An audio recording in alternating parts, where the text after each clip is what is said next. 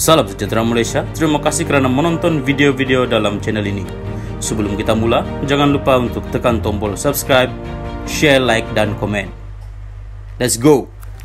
Salam sejahtera dan salam perpaduan kepada seluruh rakyat Malaysia. Bertemu lagi di dalam channel ini, JL TV News. Berita panas hari ini bertajuk Anwar sedia buktikan di Mahkamah Muhyiddin tak hapus hutang peneroka Felda. Berita penuh. Perdana Menteri Anwar Ibrahim bersedia untuk membuktikan di mahkamah dakwaannya bahawa bekas Perdana Menteri Muhyiddin Yassin tidak mengambil langkah untuk menyelesaikan pelupusan hutang RM8.3 bilion untuk peneroka Felda. Bagaimanapun, Muhyiddin mengulangi bahawa dia telah melaksanakan sepenuhnya penghapusan hutang peneroka Felda pada 2021 dengan menegaskan bahawa Anwar sengaja salah tafsir dan memutarbelitkan perkara itu untuk memfitnahnya. Dalam pernyataan pembelaan yang difailkan pada 10 Oktober lepas terhadap saman fitnah Muhyiddin, Anwar memetik justifikasi pembelaan bersedia untuk membuktikan dakwaan di mahkamah dan komen yang berpatutan. Pengurusi Pakatan Harapan PH itu mendakwa apabila hapus kira hutang RM8.3 bilion diumumkan, tiada sebarang dana kerajaan atau dana kerajaan yang mencukupi sepadan diberikan untuk memastikan Felda dapat memenuhi obligasi-obligasi keuangan mereka. Pinjaman peneroka RM8.3 bilion kekal dalam buku-buku keuangan Felda dan tidak dihapus kira semasa pentadbiran kerajaan PN atau kerajaan BNPN, tetapi sebaliknya pada atau selepas pembentukan kerajaan perpaduan. Anwar pada sekitar Jun 2023 telah melaksanakan perjanjian-perjanjian dana yang telah membolehkan peruntukan tahunan lebih kurang RM1 bilion dana untuk disalurkan kepada dan atau diterima oleh Felda selama 10 tahun untuk antara lain membolehkan pembayaran balik sukuk KP oleh Felda. Dana di atas telah membolehkan Felda untuk memenuhi obligasi-obligasi keuangan mereka. Ini adalah untuk manfaat peneroka-peneroka Felda dan telah pada dasarnya membiayai atau menyempurnakan hapus kira hutang RM8.3 bilion, kata Anwar sebagai defendant dalam dokumen pembelaan yang dilihat oleh Malaysia Kini. Mahkamah Tinggi Kuala Lumpur sebelum ini menetapkan saman fitnah itu selama 8 hari perbicaraan penuh tahun depan, iaitu dari 2 hingga 5 Disember dan 16 hingga 19 Disember. Dalam jawapan yang difailkan di Mahkamah Tinggi Kuala Lumpur pada 21 November, Muhyiddin mendakwa Anwar dengan sengaja, secara melulu dan berniat jahat menerbitkan beberapa kenyataan yang menurutnya berunsur fitnah dan tidak benar walaupun defendant mempunyai kuasa dan sumber Perdana Menteri dan Menteri Keuangan. Muhyiddin sebagai plaintiff menegaskan bahawa penstrukturan semula hutang Felda melalui kertas putih Felda telah dibentangkan pada 2019 di bawah pentadbiran Perdana Menteri ketika itu, Dr. Mahathir Mohamad, tetapi ia tidak dilaksanakan. Muhyiddin mendakwa ketika dia kemudian menjadi Perdana Menteri, dia berjaya melaksanakan hapus kira hutang peneroka Felda pada 2021 sambil menegaskan isu hutang Felda terbahagi kepada dua, iaitu hutang agensi kepada penghutang luar dan hutang peneroka Felda kepada agensi itu. Ini bermakna kerajaan perpaduan yang kini dinamakan sebagai kerajaan madani yang tidak mahu meneruskan pelupusan hutang peneroka Felda yang telah dilaksanakan oleh plaintiff. Motif defendant berbuat demikian adalah jelas, iaitu supaya defendant dapat menyalahkan plaintiff.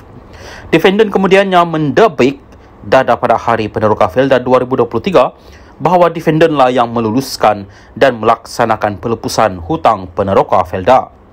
Politik, pikisan, defendant amat tidak bermoral untuk menyalahkan orang lain dan membanggakan dirinya sendiri.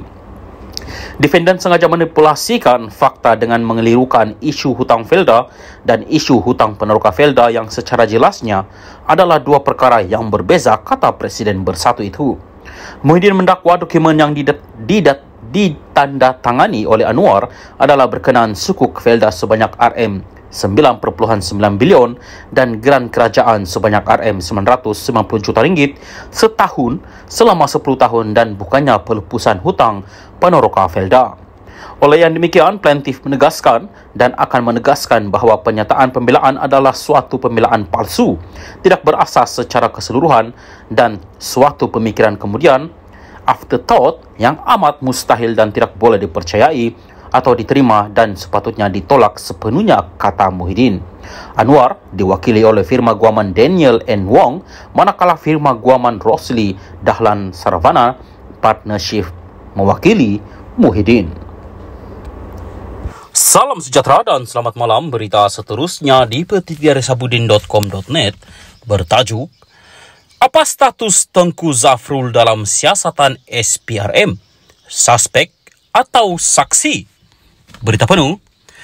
Selepas bekas Perdana Menteri Mahyadin MD Yassin disiasat SPRM berhubung projek Jana Wibawa, siasatan selepas ini adalah kepada bekas Menteri Keuangan Tengku Zafrul Tengku Abdul Aziz. SPRM semalam mengesahkan mereka akan memanggil Tengku Zafrul dalam waktu terdekat ini. Dalam waktu yang sama juga semalam, SPRM turut mengesahkan Mahyadin adalah suspek yang disiasat bagi projek Jana Wibawa itu. Kenyataan SPRM melalui sumber yang tidak dinamakan itu sekaligus menolak kenyataan Mahyadin sebelum itu yang mengatakan beliau hanya dipanggil untuk membantu siasatan. Jana Wibawa ialah pemberian projek secara rundingan terus yang diusahakan Kementerian Keuangan yang dicadangkan oleh Menteri Keuangan ketika itu Tengku Zafrul bagi tujuan membantu kontraktor yang terkesan teruk akibat COVID-19. Sebelum PRU 15 lalu, sebaik Tengku Zafrul dilantik sebagai Bendahari BN Selangor, Presiden UMNO Ahmad Zahid Hamidi ada mengungkapkan kata-kata lebih kurang, Tengku Zafrul akan membawa banyak gula untuk parti menghadapi PRU akan datang. Bagaimanapun beliau kalah di Kuala Selangor pada PRU 15 lalu, tetapi terus dikekalkan dalam Kabinet Anwar Ibrahim sebagai Menteri Perdagangan Antarabangsa dan Industri. Berhubung siasatan SPRM itu, Tengku Zafrul dilaporkan sedia memberi kerjasama penuh dalam siasatan yang dijalankan oleh Badan Penguat Kuasa Anti Rasuah itu.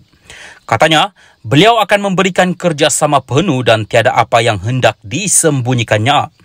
Persoalannya di sini, oleh kerana ketika era Mahyadin menjadi Perdana Menteri, Tengku Zafrul adalah Menteri Keuangan dan Jana Wibawa itu sendiri di bawah kendaliannya.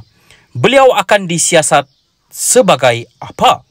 Sebagai suspek juga macam Mahyadin atau sebagai saksi untuk pendakwaan terhadap Mahyadin? Syabuddin Hussein, 20 hari bulan 2, 2023.